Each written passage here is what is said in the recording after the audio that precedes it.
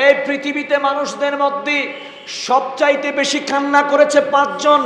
সেখানের মধ্যে প্রথম নাম্বার হচ্ছে হযরতে আদম সফিউল্লাহ।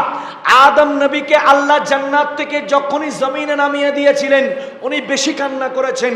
2 নম্বরে হযরত ইয়াহিয়া আলাইহিস সালাতু ওয়াস সালাম, তিনি আল্লাহর বয়ে কান্না করেছিলেন। কাঁদতে কাঁদতে কাঁদতে কাঁদতে তার চোখের নিচে দাগ পড়ে গিয়েছিল, ভেতরের হাড্ডি পর্যন্ত দেখা গিয়েছিল। 3 নম্বরে জমিনে সবচাইতে বেশি কান্না করেছে হযরত ইয়াকুব আলাইহিস সালাতু ওয়াস সালাম। ইউসুফ নবীকে যখন নিয়ে গিয়েছিল, আমার ইউসুফ কই, আমার ইউসুফ কই বলতে বলতে ইয়াকুব নবী জমিনে সবচাইতে বেশি কান্না করেছিল। 4 নাম্বার হচ্ছে আল্লাহর নবী যেদিন ইন্তেকাল হয়ে গেল, আল্লাহর নবীর কলিজার টুকরা মেয়ে মা ফাতেমা ইমাম হুসাইনের আম্মা জান এমন কান্নাকাটি করেছিল বলার মতো না। 5 নম্বরে যেই ব্যক্তি জমিনে সবচাইতে বেশি কান্না করেছিল তিনি ইমাম হুসাইনের বেটা হযরত ইমাম জাইনুল আবেদিন।